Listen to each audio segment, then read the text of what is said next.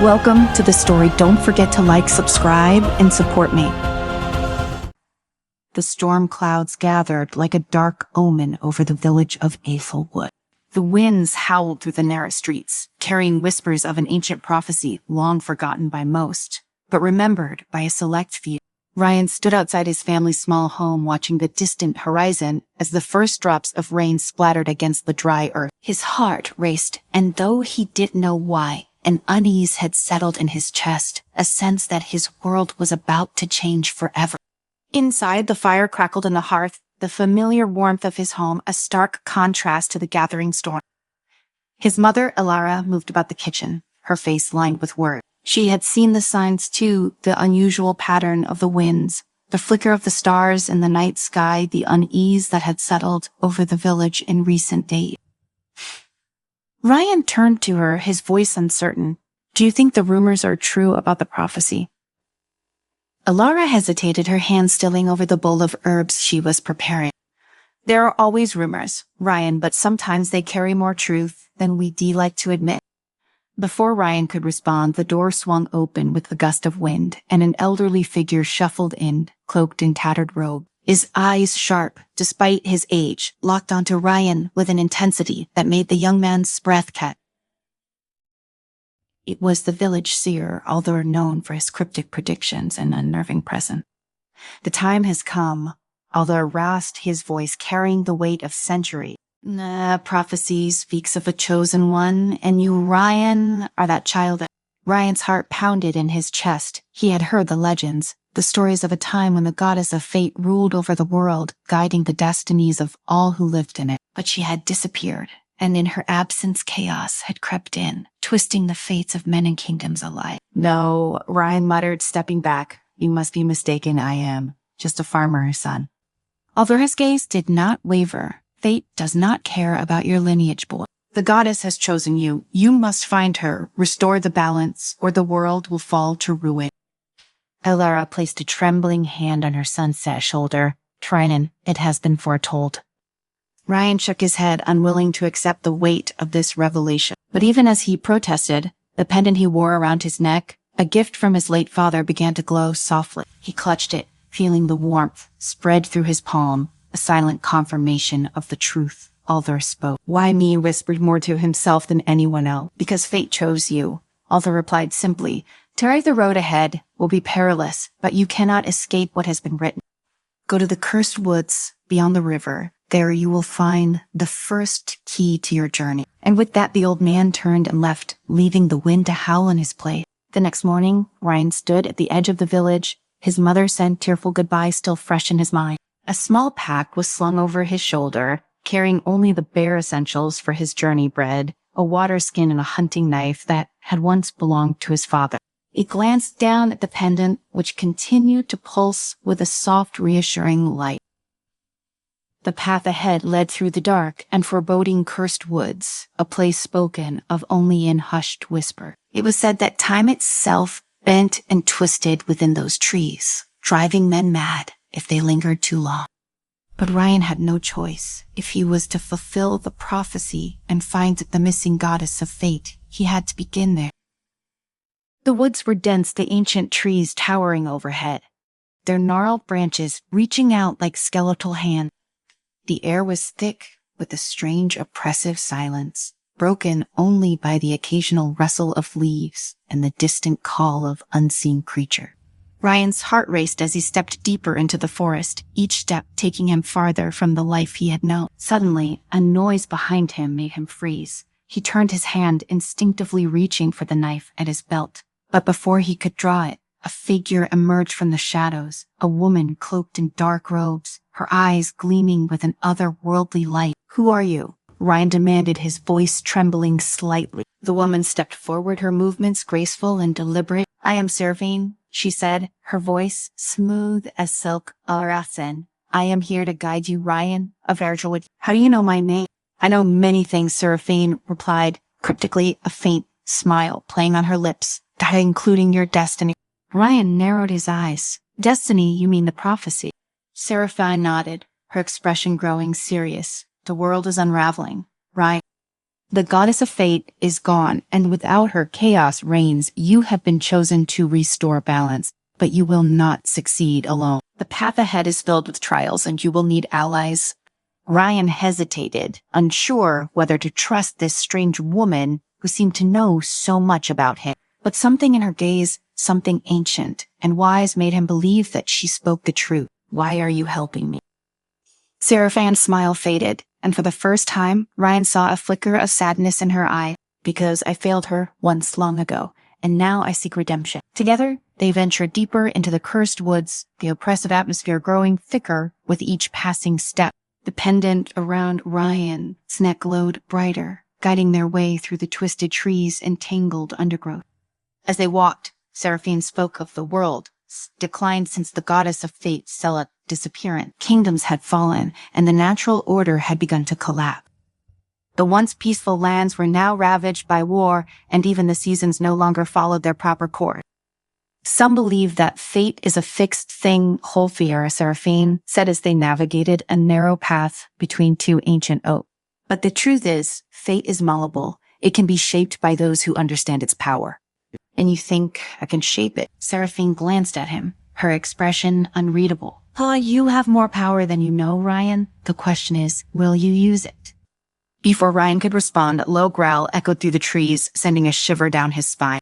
Seraphine stopped abruptly, her hand resting on the hilt of a dagger hidden beneath her cloak. Stay close, she whispered. From the shadows, a pair of glowing eyes appeared, followed by the hulking form of a beast. It was unlike anything Ryan had ever seen, a massive wolf-like creature with twisted horns and fur that shimmered like dark smoke. Its jaws dripped with saliva as it stalked toward them, its eyes fixed on Ryan. Fate sounds hounds, Seraphine muttered, drawing her dagger. They hunt those who stray too close to the truth. Ryan's heart pounded as the creature lunged toward them. Seraphine moved with blinding speed, her blade flashing in the dim light as she met the beast charge head-on. But the creature was relentless, its powerful jaws snapping inches from her throat. Without thinking, Ryan grabbed a fallen branch and swung it at the creature, catching it across the snout. The beast snarled in pain, momentarily distracted, giving Seraphine the opening she needed. She drove her dagger deep into the creature's side, and with a final pitiful whine, it collapsed to the ground. A reminder that fate is not without its guardians. Seraphine replied, wiping her blade clean. But we must keep moving. There are more of them, and they will not stop until you reach your destination. By the time they reached the edge of the cursed woods, the sun was beginning to set, casting long shadows over the land. In the distance, the ruins of an ancient temple loomed, half buried beneath the earth. This, Seraphine explained, was the Temple of Time, one of the last remaining sanctuaries of the goddess of fate. Ryan stared up at the crumbling structure, his mind filled with a mix of awe and dread. Sarek, what do we do now? Seraphine gestured toward the entrance. You must enter alone. The temple holds many secrets, but it will only reveal them to those who seek the truth with a pure heart. Ryan swallowed hard, his palms slick with sweat. He wasn't sure he was ready for this, for any of it. But as he looked down at the pendant around his neck, he felt a strange sense of calm wash over him. He had come this far, there was no turning back now. With a deep breath, he stepped into the temple, the air inside cool and still. The walls were lined with ancient carvings, depicting scenes of great battles and moments of fate, all watched over by the figure of the goddess herself. In the center of the room, a massive wheel stood, the wheel of destiny. Ryan approached, cautiously, his heart pounding and his chest. The wheel was covered in strange symbols, each one representing a different path, a different outcome. He reached out, his fingers brushing the cold metal surface, and suddenly the room began to spin. Visions flooded his mind, visions of his past, his future, and the choices he had yet to make. He saw his village in flames, his family torn apart by war. He saw Seraphine standing over him, her dagger raised, her eyes filled with sorrow. He saw a dark figure, cloaked in shadow, standing beside the wheel, its hand reaching out to turn it. Ryan gasped, pulling his hand back. The visions faded, but the weight of what he had seen remained.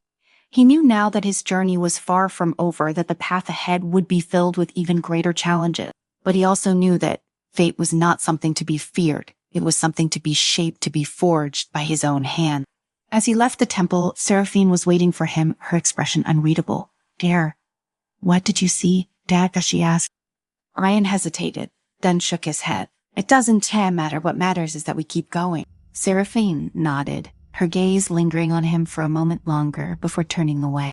And so they continued their journey, each step bringing them closer to the truth and to the final confrontation with the one who sought to control the wheel of destiny for his own gain. But as Ryan walked, his hand resting on the pendant around his neck, he knew one thing for certain: whatever lay ahead, he would face it not as the child of prophecy, but as the master of his own fate. The wind howled as they descended from the temple, the sense of urgency growing heavier with each passing moment. Ryan's mind churned with the visions he had witnessed within the Temple of Time. The images of his village burning, the figure cloaked in shadow, and the wheel of destiny turning beneath a sinister hand haunted him. But he couldn't afford to dwell on them. Now there was still so much he didn't understand about his role in this prophecy, and even more about the forces that sought to manipulate fate for their own gain. Seraphine led the way down a narrow path, her movements fluid and precise, as if she knew exactly where they were headed. Ryan had questions, many questions, but he kept them to himself for now. There was an air of tension between them, one that had only grown since he left the temple. He could feel it in the way she glanced at him, as if she too had seen something in the visions, something she wasn't telling him. Fenris, the warrior they had encountered in the ruins of the city, was waiting for them near the edge of the path. He had been scouting ahead, ever the cautious one. His grim expression told Brian all he needed to know: danger was close. "They're following us," Fenris muttered, adjusting the grip on his sword. His voice was low, barely above a whisper, but it carried a weight that sent a chill through Ryan. By law of fate, sounds more of them. Ryan clenched his jaw. He had barely survived the last encounter with the creatures that hunted those who sought the truth. If more were coming, they'd need to move fast and be prepared for whatever lay ahead. Seraphine didn't break her stride. "We need to keep moving," the Fate Keeper won. "T'd wait for us to figure things out." Ryan's hand instinctively went to the pendant around his neck, the steady pulse of light, a small comfort amidst the growing chaos. "Who is this Fate Keeper?" he asked, his voice betraying his frustration. "Dear, why does he want control over the wheel of destiny?" Seraphine glanced back at him, her expression unreadable. "Seer, the Fate Keeper was once a guardian of the wheel, much like I was. But unlike me, he sought to control it, to bend fate to his will. He believes that if he controls the wheel, he can reshape the world as he sees fit, eliminating the chaos that came with the goddess Shroud disappearance." "Sounds like he's doing a terrible job of it." Ryan muttered, thinking of the chaos he'd seen spreading across the land. Fenris grunted in agreement. "Men like him think they can play God, but they don't understand the consequences. Fate isn't something you can just control. It's bigger than all of us." They continued in silence, the forest around them growing darker with each step. Ryan's mind raced as he tried to process everything Seraphine had told him. The Fate Keeper's side plan, the visions he had seen, it was all too much. But beneath the confusion and fear, there was a growing sense of resolve. He was no longer the frightened boy who had left his village in search of answers. He had faced trials, and though the road ahead was still uncertain, he was beginning to understand the power he held within himself. As they neared the outskirts of the forest, the trees began to thin, revealing a vast plain that stretched out before them. In the distance, Ryan could see the faint outline of a fortress, the Valley of Fate. This was where the Wheel of Destiny resided, and where the final confrontation with the Fate Keeper would take place. "We close," Seraphine said, her voice barely above a whisper. But before they could move forward, the air around them shifted, the temperature dropping suddenly. A low growl echoed through the trees, followed by the unmistakable sound of footsteps, heavy, deliberate, and close. "They've found us," Fenris muttered, drawing his sword. Ryan's heart raced as the shadows around them seemed to come alive, twisting and bending until the hulking forms of the Fate Hounds emerged from the darkness. Their glowing eyes were locked on Ryan, their jaws dripping with anticipation. There were more of them, this time far more than they had faced in the cursed wood. Seraphine drew her dagger, her stance tense and ready. "Tara, stay close, dear," she warned, her eyes darting between the creatures. "Tara, these ones, one, to be as easy to kill." Ryan swallowed hard, his grip tightening around the hunting knife he had taken from his father's pack. He knew he wasn't strong enough to face these creatures head-on. Not yet, but he couldn't pre-run either, not when the fate of the world was hanging in the balance. The first hound lunged toward them, its powerful jaws snapping inches from Ryan's face. He barely managed to dodge the attack, stumbling backward as Seraphine and Fenris moved in to intercept.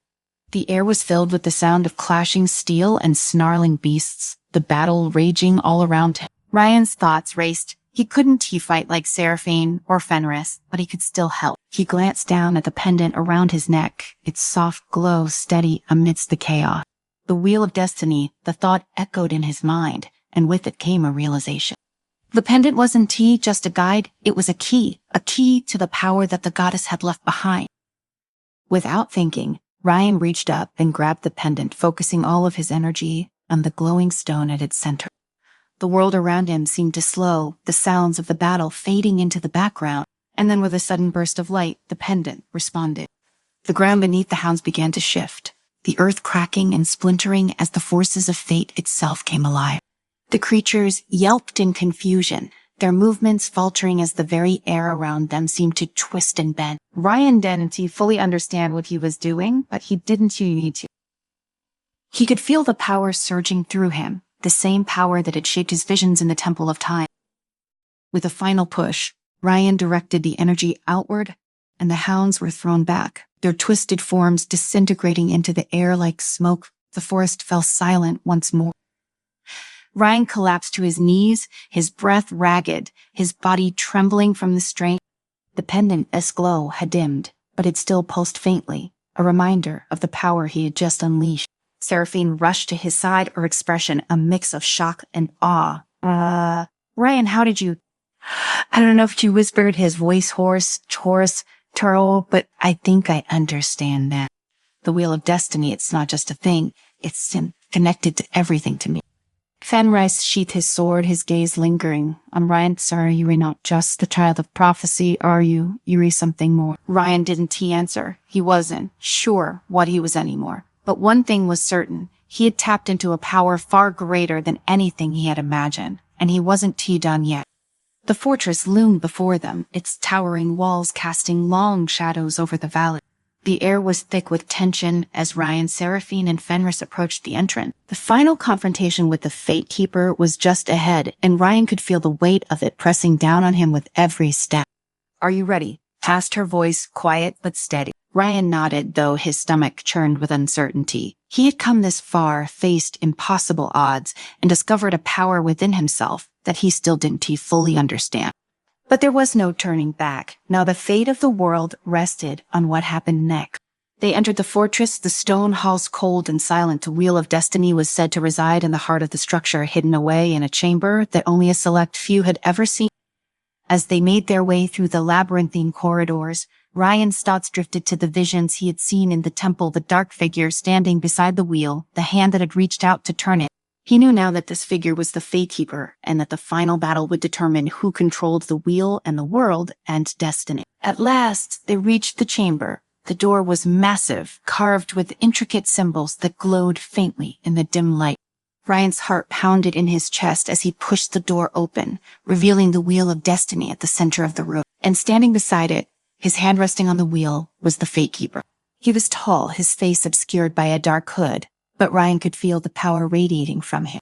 The air crackled with energy as the Fate Keeper turned to face them. His voice a low, menacing growl. You have come a long way. Child of prophecy, hurry, the Fate Keeper said, his tone dripping with disdain. But it's since too late. The wheel belongs to me now. With it, I will reshape the world as it was meant to be. Ryan stepped forward, his hand tightening around the pendant. Fate isn't yours to control, he said, his voice steady. It belongs to everyone. The Fate Keeper laughed, a hollow, bitter sound. Said you real fool boy. Fate is power, and power belongs to those who are strong enough to take it. The room seemed to darken as the Fate Keeper raised his hand, the wheel of destiny beginning to turn beneath his touch. Ryan could feel the pull of it, the weight of the world's destiny hanging in the balance, but he wasn't afraid, not anymore. He focused on the pendant, the soft glow returning as he reached out with his mind, tapping into the power of the wheel. The Fate Keeper's group faltered as Ryan Cell's energy collided with his own, the two forces battling for control of the wheel. The chamber shook, the air crackling with energy as the battle raged on. Ryan could feel the strain, his body trembling from the effort, but he refused to give in. He had come too far to fail now.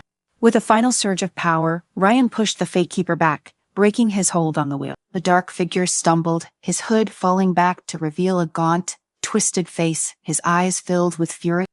No, the Fate Keeper roared, lunging toward the wheel, but it was too late. Ryan had already turned it, the wheel spinning faster and faster as the room filled with blinding light, and then with a deafening crack, the wheel stopped. The Fate Keeper collapsed to the ground, his body dissolving into ash as the power of the wheel consumed him. The room fell silent once more, the air still and calm. Ryan stood before the wheel, his hand resting on its surface. He could feel the energy pulsing through him, the power of fate, now his to command. But he did too want it. Fate wasn't something to be controlled or manipulated. It was something to be understood, to be shaped by those who lived it. He stepped back, the glow of the pendant fading as he released the wheel. Seraphine and Fenris approached, their expressions a mix of awe and relief. "Is it over?" Seraphine said softly. Ryan nodded, his gaze lingering on the wheel for a moment longer before turning away. Say over. But even as they left the chamber, Ryan knew that this was only the beginning. The world was still in chaos, still recovering from the absence of the goddess of fate. And though he had won this battle, there were still many more challenges ahead. But for the first time since he had left his village, Ryan wasn't afraid. He had faced his destiny, and in doing so, he had discovered the truth. Fate wasn't something that controlled him, it was something he could shape. And now, with the power of the wheel behind him, he was ready to forge his own path.